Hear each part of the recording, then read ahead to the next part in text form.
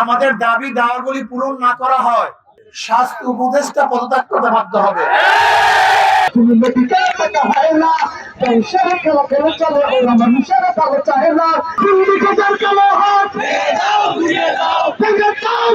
বাড়িতে যাওয়ার সময়ও অ্যাম্বুলেন্স পাওয়া যায় না, সিন্ডিকেটের আওতায় চলতে হয়।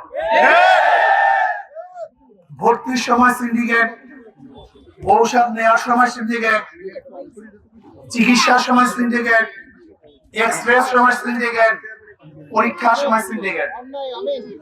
আমি বর্তমান স্বাস্থ্য উপদেষ্টাকে বলবো, এখানে কেন আন্দোলন করতে হবে, এখানে কেন অবরোধ করতে হবে, এই মানুষের দুর্ভোগ কেন পোহাতে হবে?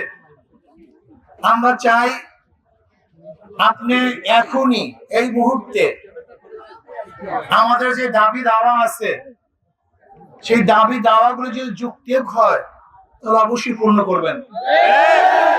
এখানে অযৌক্তিক কোনো দাবি দাওয়া আছে বলে আমি মনে করি না। আমাদের যে দাবিগুলি, এই দাবিগুলি জনগণের উপকারের জন্য করা হয়েছে, জনগণের শান্তির জন্য, নিরাপত্তার জন্য, চিকিৎসার জন্য।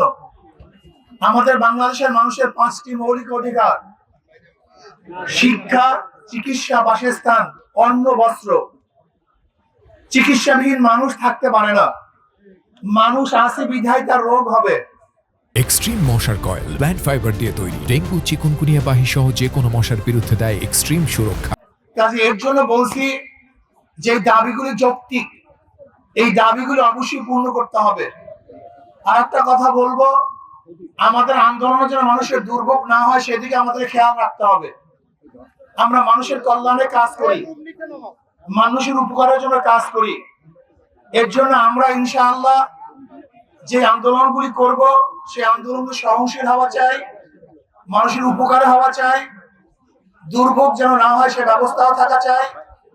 এবং যদি কোনো অবস্থাতেই আমাদের দাবি দাওয়াগুলি পূরণ না করা হয়, তাহলে দক্ষিণ অঞ্চল কিন্তু এমন আন্দোলন সৃষ্টি করবে যে আন্দোলনের মাধ্যমে স্বাস্থ্য উপদেষ্টা পদত্যাগ করতে বাধ্য হবে।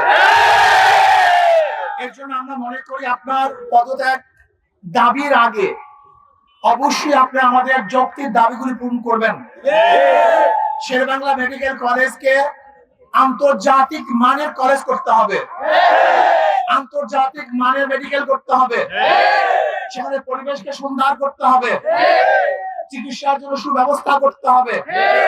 গরিব দুঃখী নিহত মানুষ, ঋষি, কামার, কুমার, জেলে তাঁতি, মজদুর, সবাই যেন, শ্রমিকরা সবাই যেন সুচিকিৎসা পায় সে ব্যবস্থা করতে হবে।